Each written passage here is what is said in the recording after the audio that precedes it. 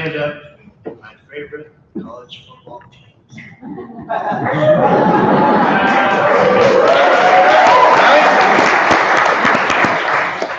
My name is Jarvis, and I'm the travel coordinator for the Burns Fighting Tribe. My position is the Sergeant of Arms. And on June 2nd, I had some visitors come and try to occupy our ancient Aboriginal territories, our burial grounds. From that day forward, that was one of the biggest fights I've ever had. Not with just my own self, but trying to keep a clean and cool head. I think that was the toughest part right there. I don't even know where to begin, to be honest with you, because it was a long month and a half. So I'm just gonna go. Bundy called for his followers to come over there. And they showed up. We as the Burns Fighting Tribal Council and as members could have done the same thing for our fellow Native Americans across the land. What do you think would have happened if we'd done that? Think there'd be some bloodshed? Yeah. Think there'd be some deaths? Yeah.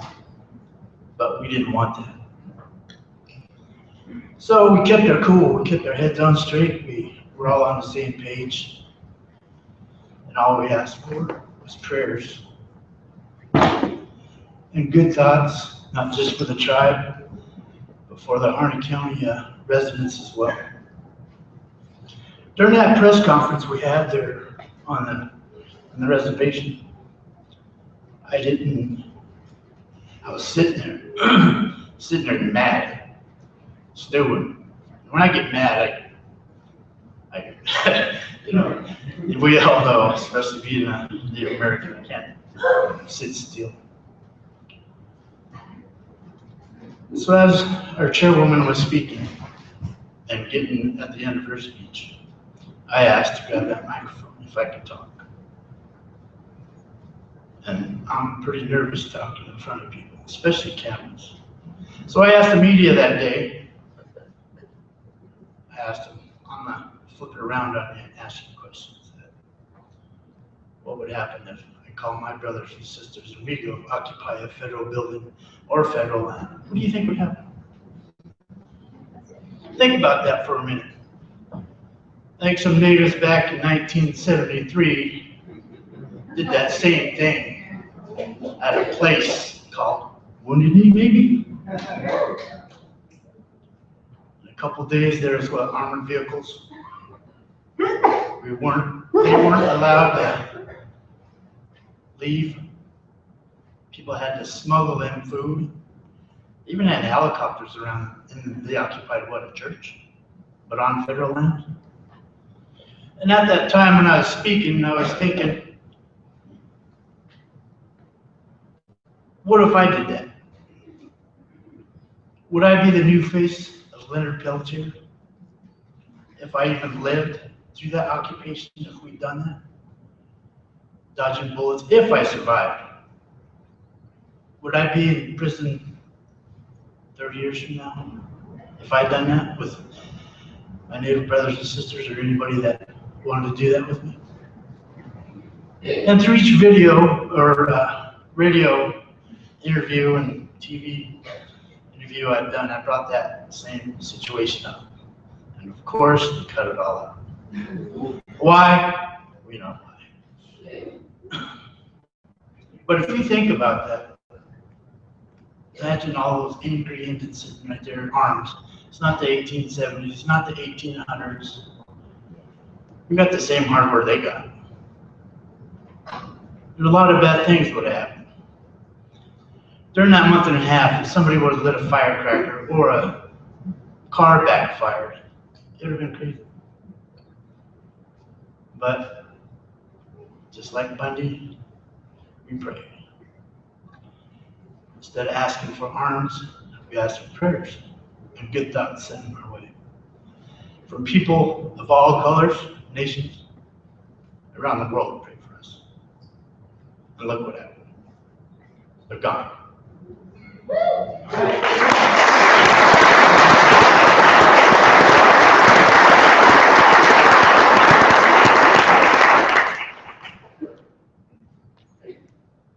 And one day I was sitting in my living room on these boys, my fire going, watching the news, just like, oh man, okay.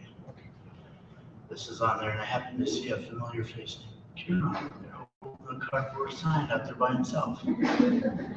By himself.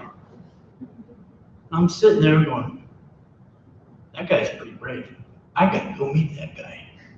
I gotta go stand right next to him. And I did. Me and Charlotte went out there.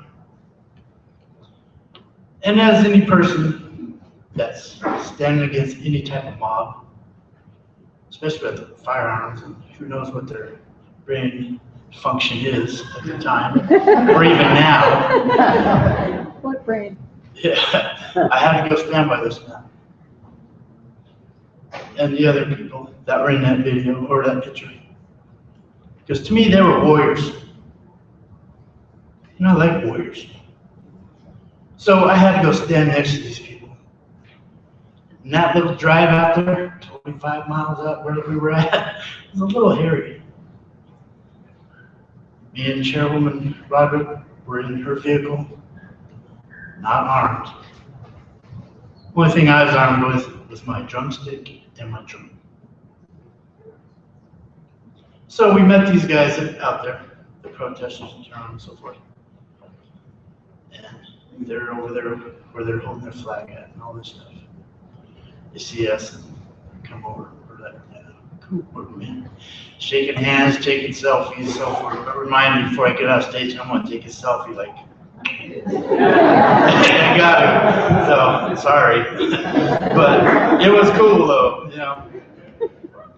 I met these guys. That was a pretty cool day right there. We had a ceremony with them, we smudged them, we prayed with them. And yeah, like you said, we prayed for the Bundy group as well. Because that's what you do when you're native. You're trying to not hold on to that hate. You don't want that. Because then you'll end up like them. So you pray for your enemies. Make sure their thinking might be turn around some. But that day was one of the coolest days I had. We smudged with them, and while they smudged and we all prayed, I faced east, and I sung a warrior song for them. They didn't have no weapons, but they were sure standing up against an armed enemy at that time. So I had to honor them. And I sung that song upon them.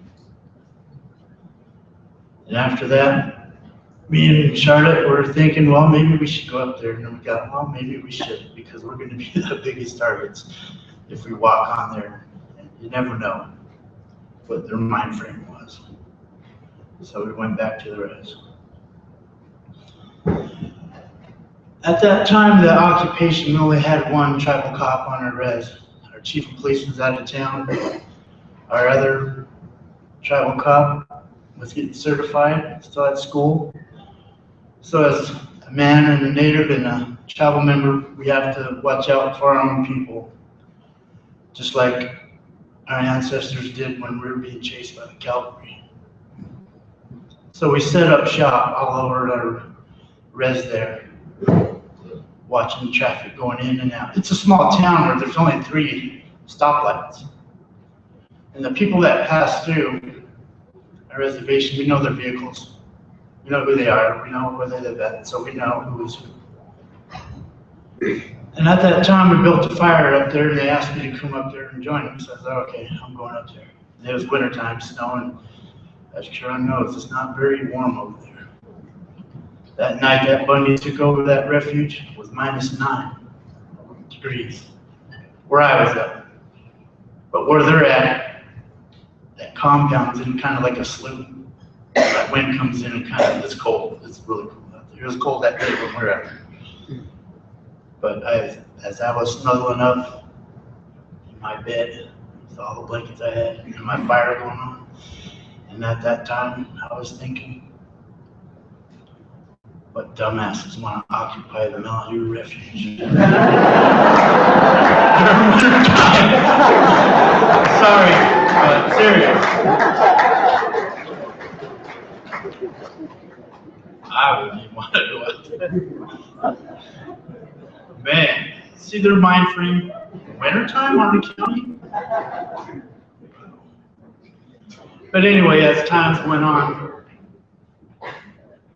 I think I was prepared for this fight throughout my life. Because my life was pretty rough. And that's why I got these tattoos on my face. People don't keep me away. Keep people away from me. But for some reason, it draws them to me. I have no idea. But especially the old lady, they come up. Wait a minute. Maybe 40 years ago.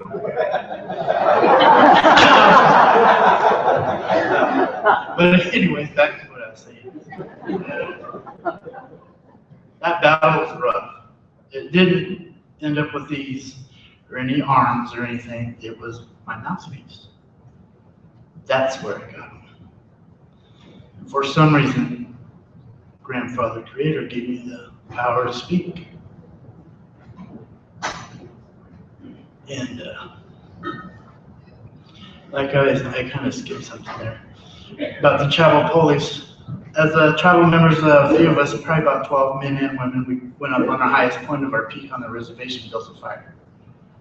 And our chief Egan, his head's about maybe 70 yards away from us. And as we're praying and stuff, we had a circle around our fire.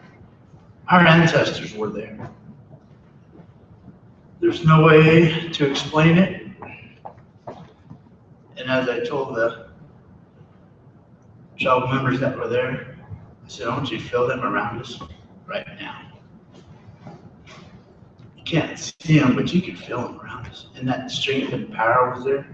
Just knowing they had our back made us realize that we weren't alone. And that's how we got through this thing, was through prayer. And a lot of people keeping each other calm, being there for one another. Tears were shed for being frustrated. My cousin was approached at McDonald's, and all he did was seen a bunch of white guys in camouflages and beards and sunglasses and went, oh, they didn't like that. So about 10 of them surrounded him. Words were exchanged, and a tribal member's husband ended up grabbing him and taking him out of there. So there was intimidation there. There's another incident about another Native man coming out of Rite Aid in that same area, walking out the store, and they're waiting for him. John Ritzheimer was in the pickup watching, and 3 of his little goons there were waiting. So the government didn't jump for a fight, so they were looking for the Indians to fight with. You know, so everybody they were trying to pick on us. And there's a few that live in town, I do as well, that they're driving by our houses, stopping there, watching us. They're even intimidating non-natives, BLM workers, dispatch ladies, following them home. And the BLM workers they were asked to get out of town because they didn't want no kidnappings to happen or anything like that. So they were gone. The day the arrests were made and the boy was killed, it was pretty hard. We didn't want bloodshed. We didn't want anybody to even die. That was one of the hardest, weirdest days I ever had. The only way I can explain when a KGW8 News reporter, Pat Doherty's called me. Hello? He's like, hey Jarvis, you hear about Bundy getting arrested? Is that true? I said, oh, what? Well, hear him in the background, and they're calling for him on the other line and so forth. And person I called, well, I can't talk about that right now. I said, okay, call me back. So anyway, Pat's like, hey Jarvis, I gotta go. Well, just let me know, okay. And he's doing his reporting. Like 5 minutes later, I get the verification that he has been caught. He was arrested and somebody was shot. There's lifeline from Ben coming out there, and so forth. Only way I can explain the way I felt at that time is when my sons were born. That stress, that worry, that everybody's gonna be okay. And when he was finally born, I cried, knowing that he was healthy, 10 fingers, 10 toes, and so forth. And that was just that joy. That's how I felt. That's the only way I can explain it. And as I was hugging my girlfriend at that time, thinking, what happens next? And that's when it got scary. The people I met at these protests and rallies up in Portland, they're the first ones to call. Even we live in a world with nothing but a lot of bad things that happen. The first things out of their mouth when they called me were, Jarvis, are you okay? Are you safe? And these were people I just met with a handshake, a selfie, and a song. And they wanted to come sit in front of my house, sit inside my house to make sure I was okay. And during that time, I don't think the media knows this, but I was packing. I had a gun right by my door. I had a gun right by my chair because I didn't know what was going to happen. I was told to lay low, watch everything, and for that whole night, I didn't sleep. Tried to, but every little creak, every dog that barked, I was up looking around. And I wasn't the only one packed. Our whole tribal council was ready. Not just our tribal council, but our whole reservation was ready because we didn't know what was going to happen. Like I said, imagine if a car went through the reservation and backfired. Everybody been at their doors hiding, ready to shoot. And that's how it was. It was scary. But like I said in my press conference, we were here before them, and we will be here when they are gone. And we're still there.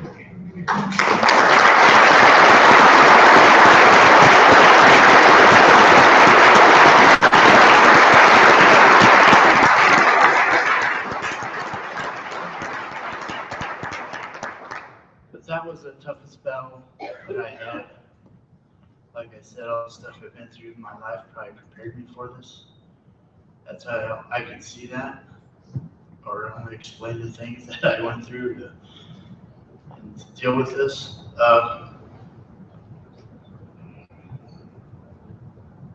Now I kind of wonder how Bundy's bunch feels about occupying the federal building they're occupying now.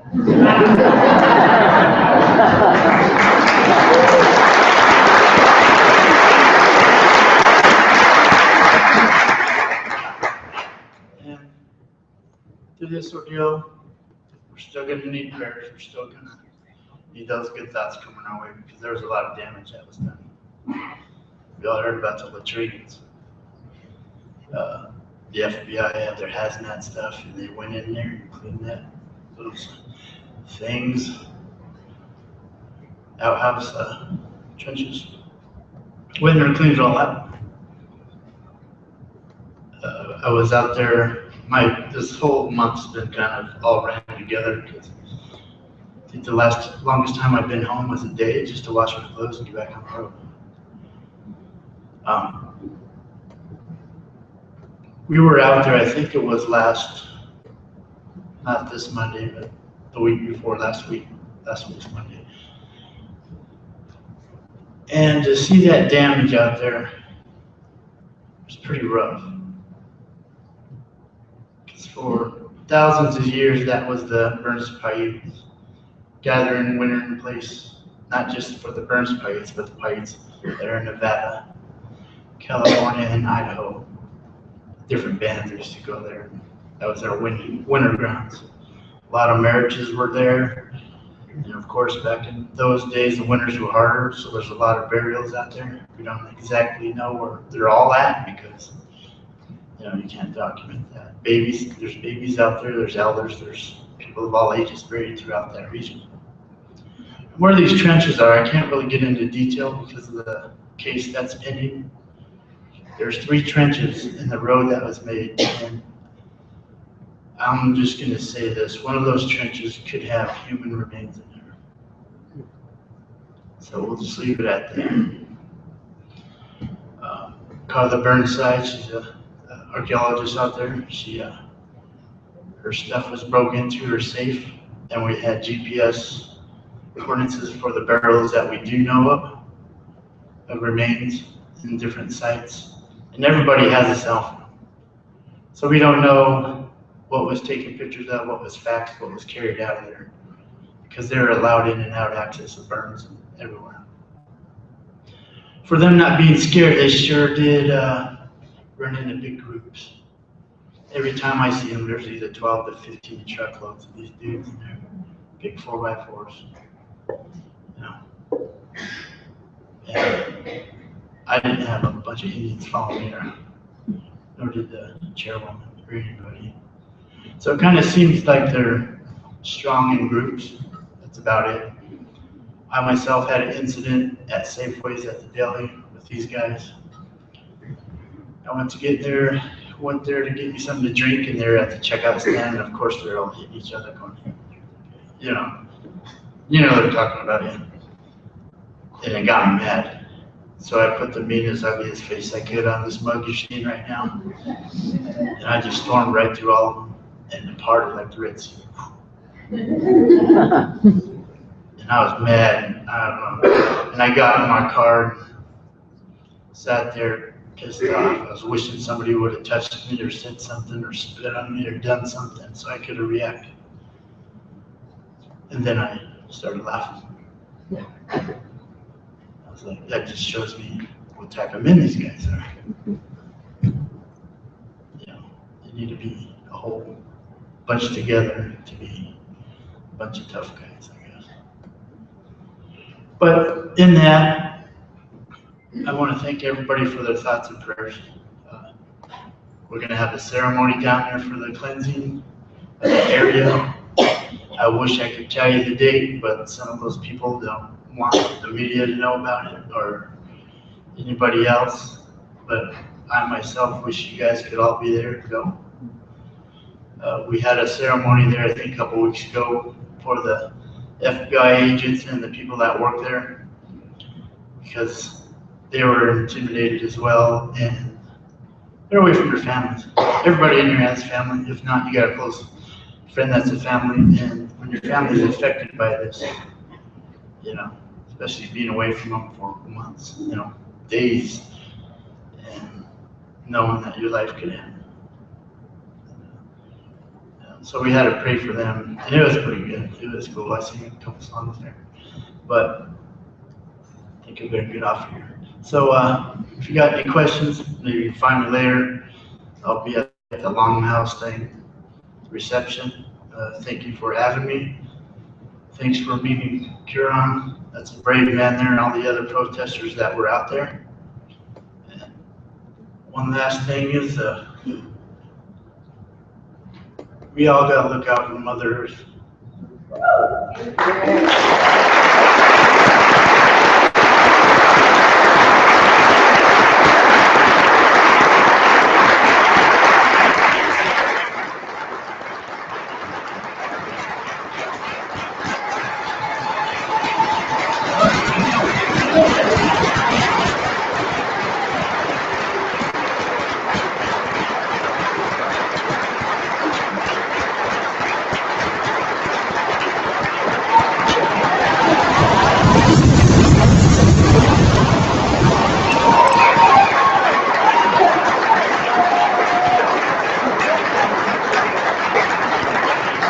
What's the most